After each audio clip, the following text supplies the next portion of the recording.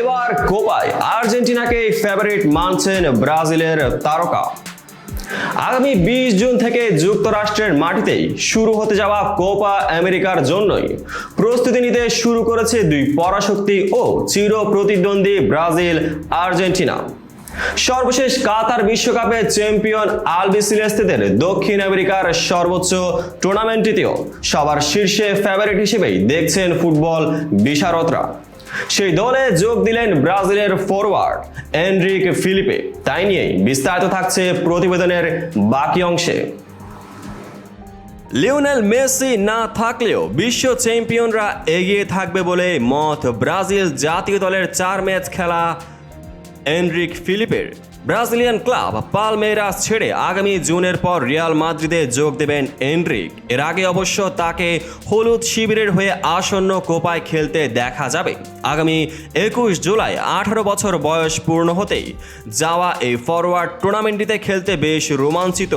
এই নিয়ে তিনি সাক্ষাৎকার দিয়েছেন আর্জেন্টাইন সংবাদ মাধ্যম ডায়রিও ওলেকে। সেখানে এনরিক বলেন, আর্জেন্টিনা সবসময় ফেভারিট, এমনকি মেসিকে ছাড়াই। তিনি আরও বলেন, আর্জেন্টিনায় সবসময় বেশ কয়েকজন তারকা থাকে এবং তাদের কেউই নিজেরাই চ্যাম্পিয়ন হতে পারেনি।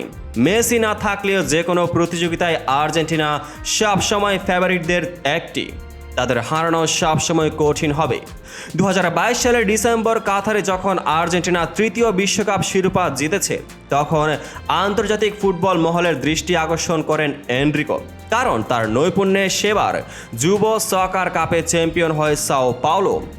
টুর্নামেন্টটিতে এনরিক 7 ম্যাচে সমান 7টি গোল করেছিলেন। এরপরে রিয়াল মাদ্রিদ তাকে দলে ভেড়ানোর তোড়জোড় শুরু করে। সবকিছুই ঠিক থাকলে পরবর্তী মৌসুম থেকে তাকে স্পেনিশ চ্যাম্পিয়নদের জার্সিতে দেখা যাবে। এখন পর্যন্ত 4টি আন্তর্জাতিক ম্যাচ খেলায় ব্রাজিলিয়ান সর্বশেষ 2 খেলায় স্পেন ও ইংল্যান্ডের বিপক্ষেই 2টি গোল করেছেন। এদিকে নতুন ক্লাবে বেশ কয়েকজন স্বদেশী তারকাকেও পাবেন এনরিক। ভিনিসিয়াস জুনিয়রের কাছ থেকে সমর্থন পেয়ে ক্লাবটিতে খেলার স্বপ্নের কথা জানিয়ে তিনি বলেন, ভিনি আমাকে খুব ভালোভাবে গ্রহণ করেছে।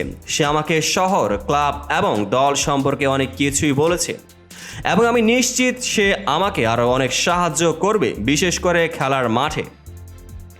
নতুন কোচ দরিভাল জুনিয়রের অধীনে 5 বারের বিশ্ব চ্যাম্পিয়ন ব্রাজিল নিজেদের পুরনো রূপে প্রত্যাবর্তনের প্রক্রিয়ায় আছে। এর আগে তারা বেশ বাজে সময় কাটিয়েছে 2026 বিশ্বকাপের বাছাই পর্বে। 6 ম্যাচে মাত্র 7 পয়েন্ট পেয়েছে সেলেসাওরা। তবে কোপায় ব্রাজিল সেই ব্যর্থতা কাটিয়ে উঠবে বলেই বিশ্বাস এনরিকের। এই মুহূর্তে দল ট্রানজিশন পিরিয়ডে আছে, যা অবশ্যই কাটিয়ে উঠতে হবে। অবশ্যই ঘুরে দাঁড়াবে। আমাদের শেষ 2টি বিশ্বকাপ শিরোপা কোয়ালিফায়ারেও বিপত্তি এবং সন্দেহ ছিল, কিন্তু আমরা তা কাটিয়ে উঠেছি এবং চ্যাম্পিয়ন হয়েছি। আমরা ইতিমধ্যে পুনরুদ্ধার করেছি, আমরা তা দেখিয়েছি ইউরোপের ফ্রেন্ডলি ম্যাচগুলোতে। আমি নিশ্চিত সেটাই হবে।